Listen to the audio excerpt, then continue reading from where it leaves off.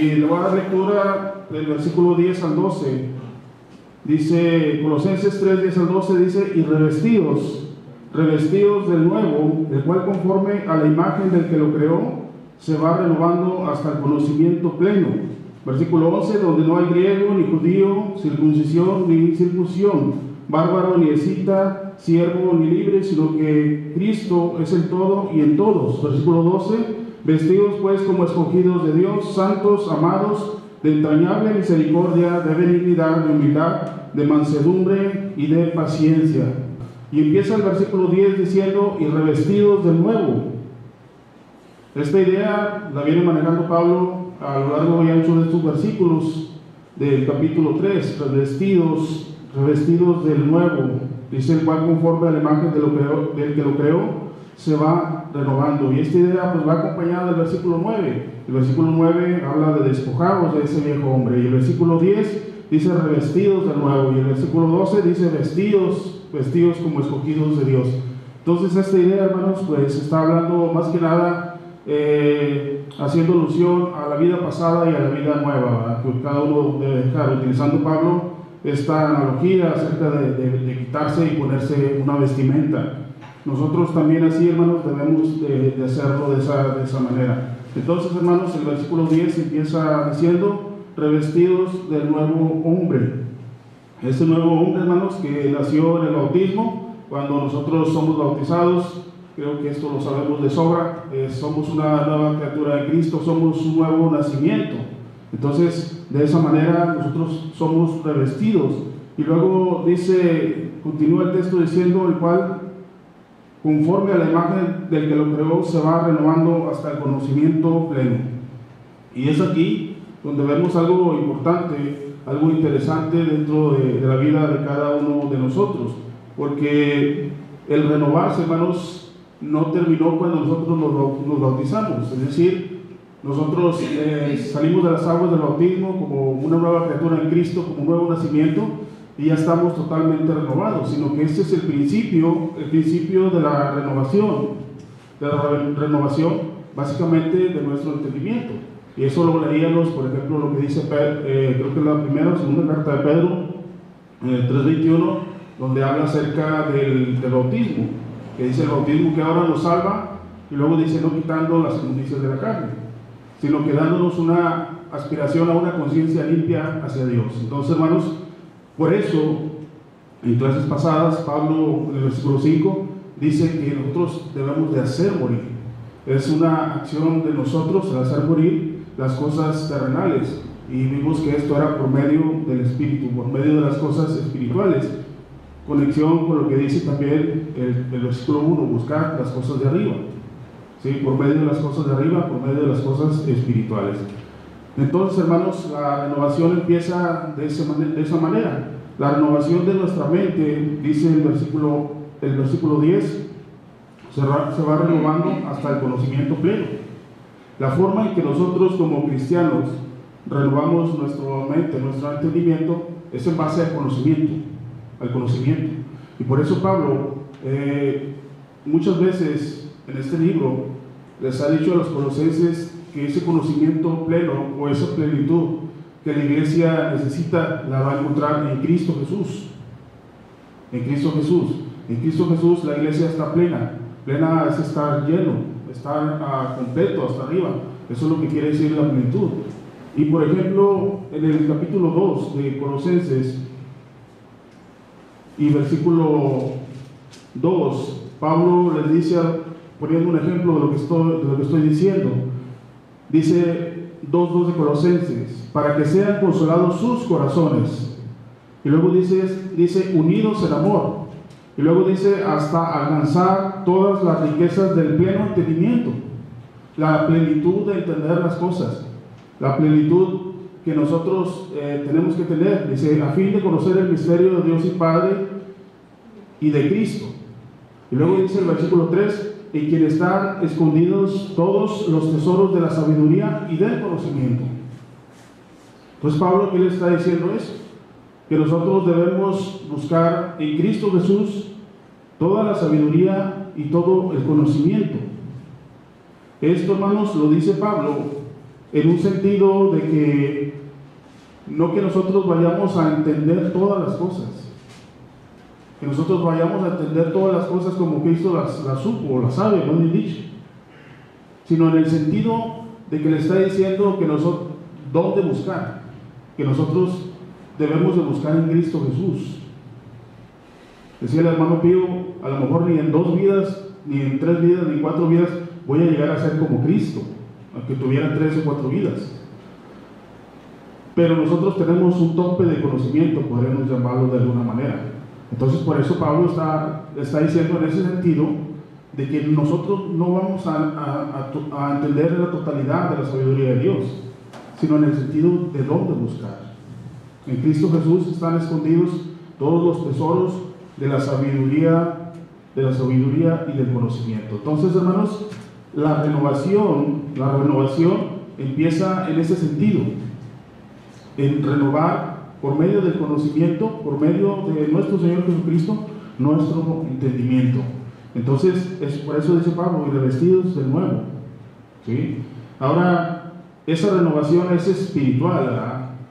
Cabe o está de más decir que no es una renovación física, sino es algo que es espiritual.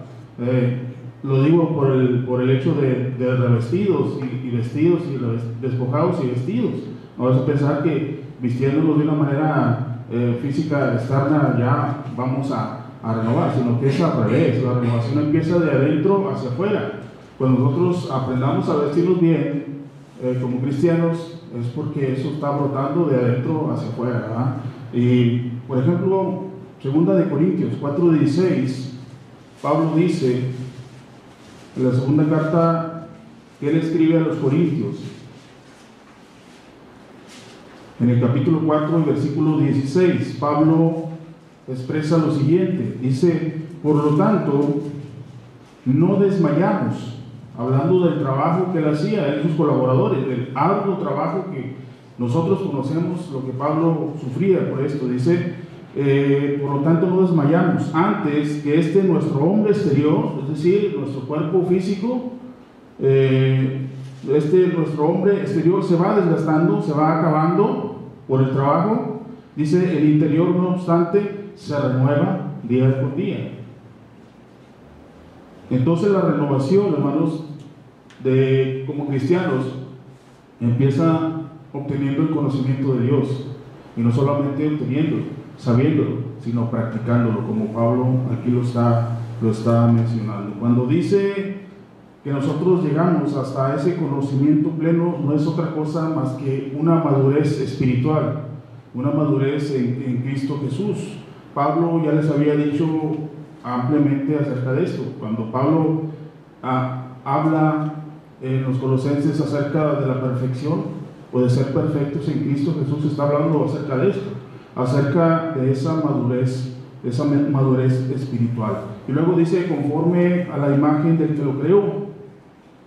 Dice que el hombre se va renovando hasta el conocimiento pleno conforme a la imagen del que lo creó. Esto es Dios. Esto es Dios. Y no es otra cosa, hermanos, que una meta a la que nosotros tenemos que llegar, porque nosotros habíamos perdido esa imagen. Cuando nosotros pecamos en nuestra juventud, nosotros perdimos la imagen que teníamos de Dios, esa imagen que fue hecha en santidad, ¿sí? De pureza. Por eso dice, habla Pablo aquí conforme a la imagen de una meta, de un estándar que nosotros debemos de llegar. Y esto, por ejemplo, lo vemos en Efesios. Si usted va más atrás a la carta de Pablo a los Efesios, el capítulo 4, Efesios 4, versículo 13, dice Pablo, hasta que todos lleguemos. Nuevamente estamos viendo de la meta, hasta que todos lleguemos a la unidad de la fe, ¿sí? A la unidad de la fe y del conocimiento del Hijo de Dios, a un varón perfecto, a la medida de la estatura de la plenitud de Cristo. Entonces, cuando dice conforme a la imagen del que lo creó, está hablando de una meta que nosotros tenemos que llegar mediante esa renovación de nuestra mente, hasta llegar a ser como Cristo.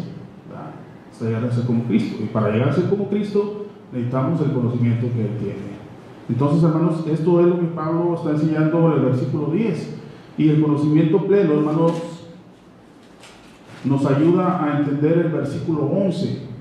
El conocimiento pleno de cuál el apóstol Pablo está hablando nos va a ayudar a entender el versículo 11, el cual dice: donde no hay griego ni judío, circuncisión ni circuncisión, bárbaro ni escita, siervo ni libre, sino que Cristo es el todo y en todos. El conocimiento pleno, hermanos, te lleva a entender la unidad de la iglesia. Te lleva a entender que somos una iglesia. Te lleva a entender que somos un cuerpo en Cristo Jesús. Eso te lleva el conocimiento pleno. Y lo digo porque los mandamientos que siguen, hermanos, que son un poco más específicos, más en esos versículos desde el 13 hasta que termina abarca hasta los capítulo 4, van enfocados a la unidad, hermanos. Van enfocados a la unidad. Por eso habla de unos a otros. Por eso habla de perdonarnos. Por eso habla de amarnos. Por eso habla de soportarnos. Por eso habla a las mujeres casadas de estar sujetas a sus maridos, a los hijos de obedecer a vuestros padres, y etcétera, etcétera. Entonces, por eso digo que el conocimiento pleno nos ayuda a entender el versículo 11, el cual dice: donde no hay griego ni judío, circuncisión ni circuncisión, bárbaro ni escita, siervo ni libre, sino que Cristo es en todo y en todos. Está hablando de la unidad. Está hablando acerca de la unidad. El conocimiento pleno a eso nos lleva, hermanos. Cristo es el todo, hermanos. Nuevamente volvemos a ver la plenitud de Cristo, la plenitud que Cristo tiene para la iglesia. Al decir que Cristo es en todas las cosas, está hablando también no solamente en un sentido espiritual, sino también en un sentido general, de que Cristo tiene el control de todas las cosas. Y esto Pablo ya lo había enseñado, por ejemplo, en el 1.15 aquí de Colosenses, el 1.15, que ya habíamos visto en una lección anterior, donde dice que Él es la imagen de ese Dios invisible, que jamás nadie ha visto. Cristo es la imagen de Él, el primogénito de toda la creación, porque en Él fueron creadas todas las cosas, no solamente las que están en la tierra, sino también las que están en los cielos. Y luego dice: visibles e invisibles, sean tronos, sean dominios, sean principados, sean potestades, todo fue creado por medio de Él y para Él, y Él es antes de todas las cosas, y todas las cosas en Él subsisten. Todas las cosas en Él subsisten. Por eso dice Pablo en este versículo 11 que Cristo es el todo. Y como Cristo es el todo, Cristo es la plenitud, Cristo es lo que la iglesia necesita, Él también es en todos, en cada uno de nosotros. Entonces, ahí está hablando de la unidad, hermanos, en base a esa plenitud, en base al conocimiento pleno. Y por eso, de alguna manera, si recordamos cuando Pablo escribe a los Corintios, en el capítulo 1, cuando Pablo escribe a los Corintios, en el capítulo 1, Pablo les hace en el 1.13, Pablo les hace una pregunta retórica a los hermanos de Corinto, y les dice: ¿acaso está dividido Cristo? Es imposible eso, porque Cristo es la unidad en persona, podemos decir. Y la respuesta es obvia. Dice el versículo de la primera carta a los Corintios, capítulo 1 y versículo 13, dice: ¿acaso está dividido Cristo? ¿Fue crucificado Pablo por vosotros? ¿O fuisteis bautizados en el nombre de Pablo? Y ahí está hablando de la unidad que nosotros debiéramos de tener. Por eso Pablo hace esta pregunta retórica. Es imposible, porque Cristo es en todo, y Cristo es en todos, en cada uno de nosotros. Y eso es lo que quiere decir, cuando dice el versículo 11, donde no hay griego ni judío, ni griego ni escita, etcétera, etcétera, ni bárbaro, está haciendo referencia a eso, a la unidad que nosotros como iglesia tenemos en Cristo Jesús, que debe ser algo importante, donde ya no existen barreras sociales, donde ya no existe si yo soy rico, si tú eres pobre, si yo soy jefe, si tú eres empleado, si tú barres, etcétera, etcétera. O sea, en Cristo Jesús eso ya no existe. Entonces el conocimiento pleno A eso nos lleva, hermanos, a eso nos lleva. Y es importante o es interesante conocer todo esto, hermanos. Por ejemplo, bueno, hablando de lo que dice, cuando habla de griego ni judío, pues creo que sabemos a qué se hace referencia, ¿no?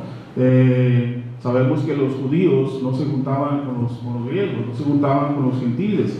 Y Pablo ya había hablado acerca de esto en esta misma carta. Son cosas que se van repitiendo. Por ejemplo, en el 2.14 dice, anulando el acta de los decretos que había contra nosotros, que nos era contraria y quitándola del medio. Esa acta que no permitía que judíos y griegos se juntaran. ¿Sí? Y eso fue posible por medio de Cristo Jesús. Efesios 2.14 lo dice de una manera más clara. Efesios 2.14 dice, porque Él es nuestra paz, hablando de Cristo. Él es nuestra paz. Y luego dice que de ambos pueblos, griegos y judíos, hizo uno, derribando, nuevamente vemos, la pared intermedia de separación, hablando de la ley antigua. Entonces, a eso hace referencia. Y por ejemplo, Cristo, cuando ve a la mujer samaritana, más bien dicho, la mujer samaritana le dice a Cristo, allá en Juan 4.9, le dice, cuando el Señor fue a ese pozo a tomar agua, la mujer samaritana le dice, ¿por qué me hablas a mí tú siendo judío? Si judíos y griegos no se hablan. Y era algo que traía muy arreglados el pueblo judío. Y por ejemplo, ¿qué decir del caso de Cornelio? De Pedro y Cornelio, que es el inicio, podríamos decir, de esa unión. ¿Sí? De esa unión. Pedro le dice a Cornelio, tú sabes, ahí en Hechos 10, me parece que es el versículo 28, Pedro le dice, tú sabes cuán abominable es para un varón judío acercarse a un griego o a un gentil. Entonces eso era, y por eso Pablo escribe aquí donde no hay griego ni judío, y dice circuncisión y incircuncisión. Obviamente está hablando de los pactos. Nuevamente, Pablo había hablado de eso en el versículo 2 y versículo 11, dice, en él también fuisteis circuncidados, con circuncisión no hecha a mano, al echar de vosotros el cuerpo pecaminoso carnal en la circuncisión de Cristo. Es decir, eso ya había terminado. Por eso dice, donde no hay circuncisión y circuncisión. Es algo que leímos las clases pasadas, en la lección número 15. Y cuando habla, hermanos, digo esto nada más como datos, pero el punto principal es de que nosotros debemos de estar unidos, y esa unidad la encontramos en Cristo Jesús mediante el conocimiento pleno. Pero lo voy a leer por si hay alguna duda, alguna pregunta. En esas cosas está claro también, donde no hay siervo y libre. Eso lo podemos entender también nosotros, no es algo muy difícil de entender. Aquí habla de los esclavos y de los no esclavos. Y Pablo, cuando le escribe a Filemón, le dice algo acerca de esto. Ustedes me acompañan a la carta de Filemón, en el capítulo 1, porque nomás tiene un capítulo. Dice, por ejemplo, el versículo 6, Filemón, versículo 6 dice, para que la participación de tu fe sea eficaz en el conocimiento. ¿Sí? Pablo le está diciendo, lo que vimos en Colosenses, lo está diciendo aquí mismo también. Versículo 6, para que la participación de tu fe, ¿sí? De tu fe, le dice a Filemón, sea eficaz en el conocimiento. Nuevamente vemos el conocimiento de todo el bien que está en nosotros por Cristo Jesús. Y luego le dice el versículo 8, hablando de este esclavo onésimo, dice, por lo cual, aunque tengo mucha libertad en Cristo para mandarte lo que conviene, más bien te ruego por amor, siendo como soy Pablo ya anciano y ahora además prisionero de Jesucristo, te ruego por mi hijo Onésimo, a quien engendré en mis prisiones, el cual en otro tiempo te fue inútil, pero ahora a ti y a mí nos es útil, el cual vuelvo a enviarte. Tú pues recíbele como a mí mismo. Ahí vemos esa realidad. Y luego dice el versículo 13, yo quisiera retenerlo conmigo, para que en lugar tuyo me sirviese en mis prisiones por el Evangelio, pero nada quise hacer sin tu consentimiento, para que tu favor no fuese como necesidad, sino voluntario, porque quizá para esto se apartó de ti por algún tiempo, para que le recibieses para siempre. Y luego dice el versículo 16, dice, no ya como esclavo. ¿Sí? Pablo primero le dice en el versículo 6 que él tenía que demostrar esa fe por el conocimiento que él había tenido. Y luego en el 16 le dice, no ya como esclavo, sino más que esclavo, como un hermano amado. Como un hermano amado, mayormente para mí, pero cuanto más para ti, tanto en la carne como en el Señor. Entonces eso es el entendimiento, eso es lo que dice, lo que trata Pablo de enseñar a los colosenses mediante la renovación de nuestro entendimiento, mediante el conocimiento pleno de Cristo Jesús, que todos nosotros somos uno en Cristo Jesús. Está hablando de la unidad. A eso debe llevarnos a cada uno de nosotros el conocimiento que nosotros tenemos en Cristo Jesús. Y eso es en cuanto al siervo y libre. Tal vez lo más, un poco más difícil de entender sea el que dice bárbaro, donde no hay bárbaros ni escita. Donde dice bárbaro ni escita. Son palabras parecidas, pero no son iguales. El bárbaro, cuando habla bárbaro, hermanos, está haciendo alusión a un extranjero, a un nativo, a un natural de una región. Por ejemplo, Pablo les llama así en Hechos 28:4. Vaya al libro de Hechos, capítulo 28:4, cuando Pablo navega y quedan, naufraga el barco y llegan a esta isla llamada Malta. Dice el versículo 4: cuando los naturales vieron la víbora colgando de su mano, se decían unos a otros, ciertamente este hombre es homicida, a quien ha escapado del mar, la justicia no deja vivir. Pensando eso porque la víbora que le había picado era una víbora letal, tenía un veneno letal. Entonces cuando vieron esto, dice que si no, pensaron los nativos de ahí, que si no se lo comían, perdón, que si no había muerto naufragado, ahora la justicia le iba a caer por medio de esa víbora. Bueno, eso es otra cosa. Dice el versículo 4, cuando los naturales, esa palabra naturales es la misma que utiliza Pablo en Colosenses 11 para bárbaros. Entonces, bárbaros, eso es lo que quiere decir. Esos son los nativos, son los naturales de una región no muy civilizados.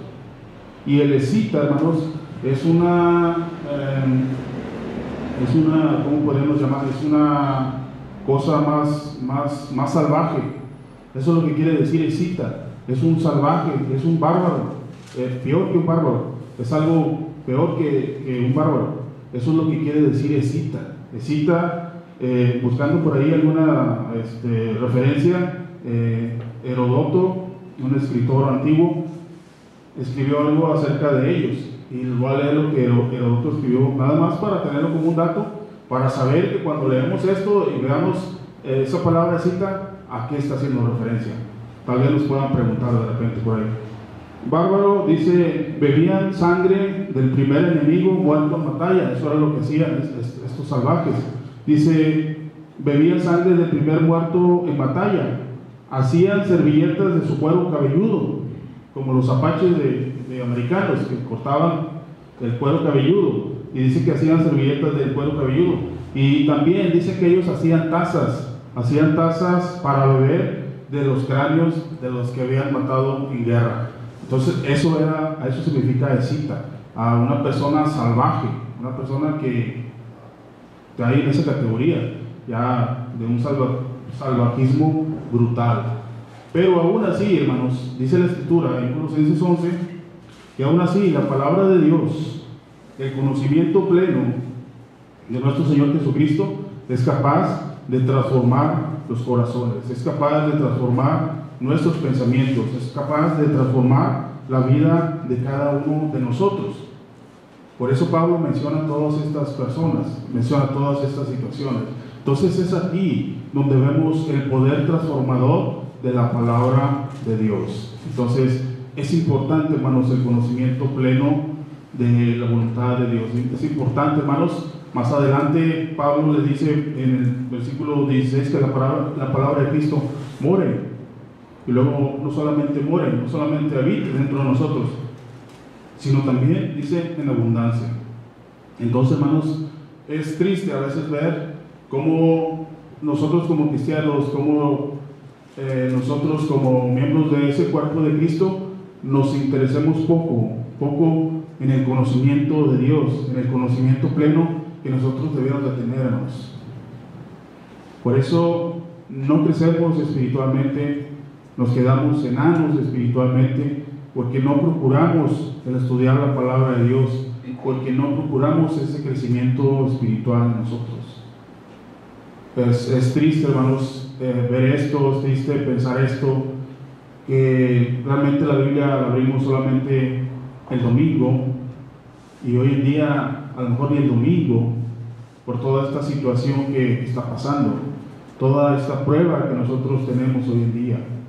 Y a veces pensamos que por ver una clase en línea o está bien, y sí está bien, pero es el caso que a veces vamos cayendo en una comodidad que ya no nos interesa tanto, hermanos, escudriñar las Escrituras a ver si es cierto de que lo que yo estoy diciendo es verdad. Tal vez yo estoy echando mentiras, pero el que no estudia, hermanos, está condenado a creer y hacer lo que otros dicen o lo que otros enseñan. Entonces, por eso, hermanos, es importante el conocimiento pleno. Entonces, eso es lo que es el versículo 11, hermanos. Es unidad. Y el conocimiento pleno en Cristo Jesús nos lleva a la unidad. Y esa unidad nosotros la debemos de cuidar. ¿Sí? Versículo 12. Preguntas aquí, hermanos.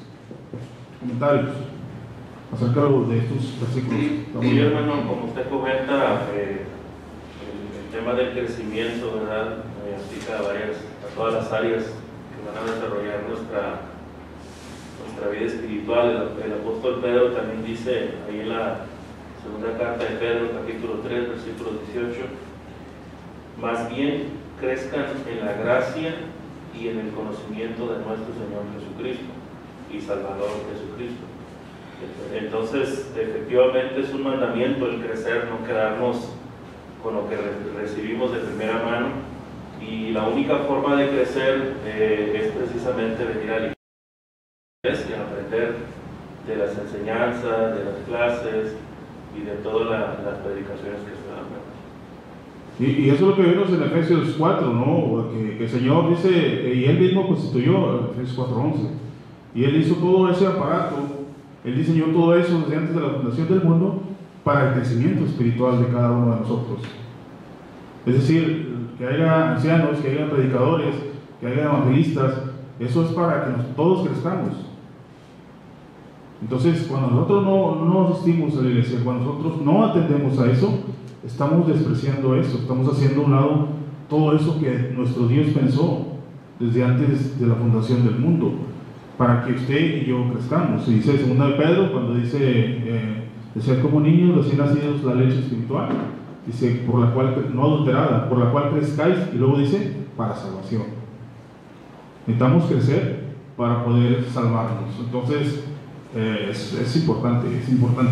Versículo 12, hermanos, dice el versículo 12, nuevamente vemos la palabra vestidos. Nuevamente vemos la palabra vestidos. Dice, vestidos pues como escogidos de Dios, santos y amados, de entrañable misericordia, de benignidad, de humildad, de mansedumbre, de paciencia.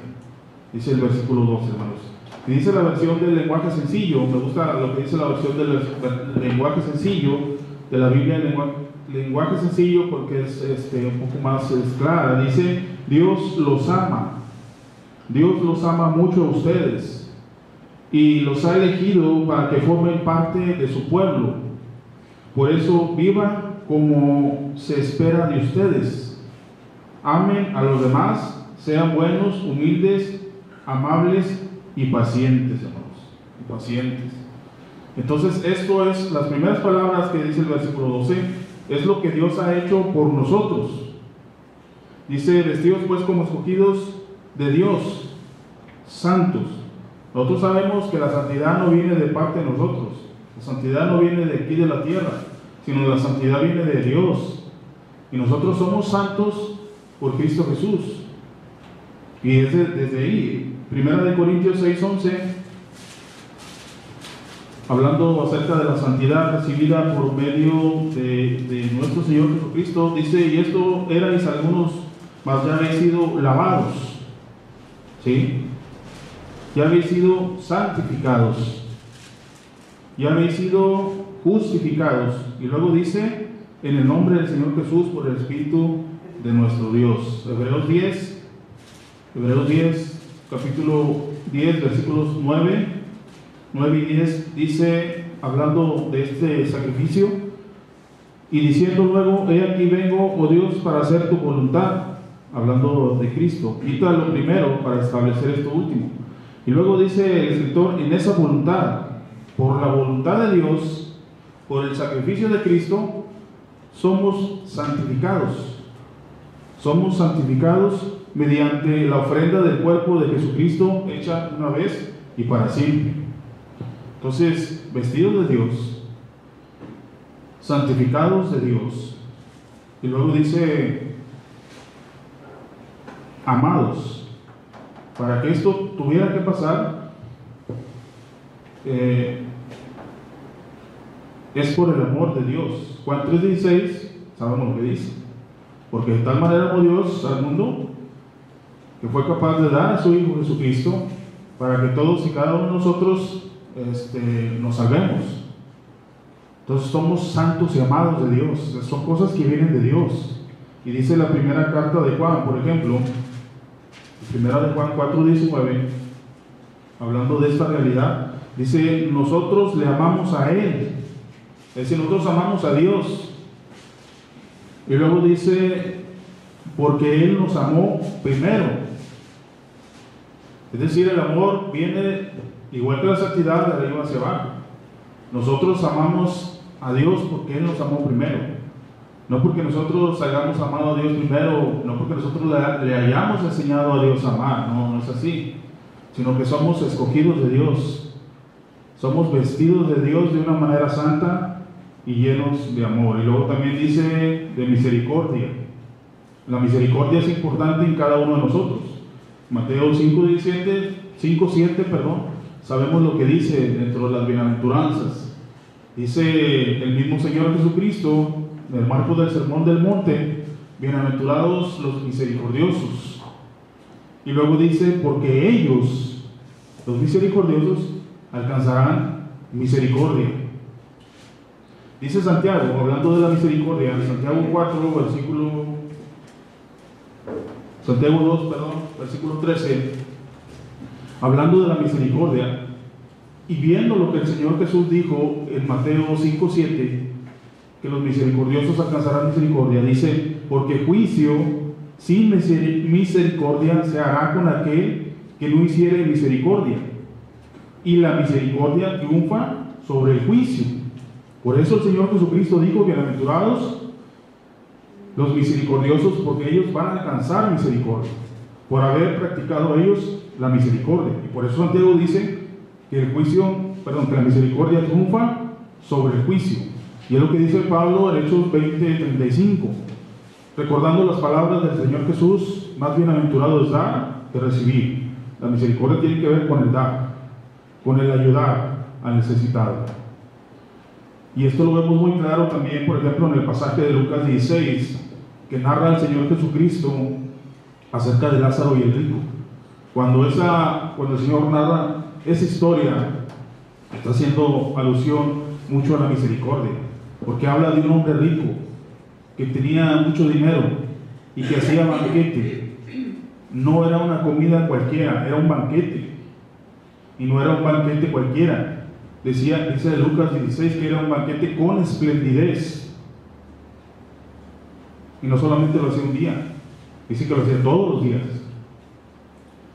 Entonces, imagínense la cantidad de dinero que tenía este hombre. Pero estaba Lázaro, que no podía ni moverse. Y este rico no hizo misericordia con él.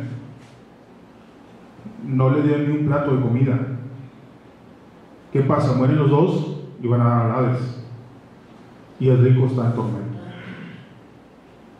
Está en tormento porque él no practicó la misericordia. La misericordia tiene que ver con el dar. Por eso dice Santiago que la misericordia triunfa sobre el juicio.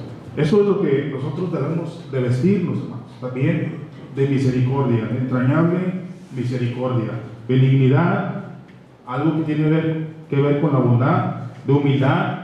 La humildad, ni se diga, todos esos son atributos de nuestro Dios, hermanos.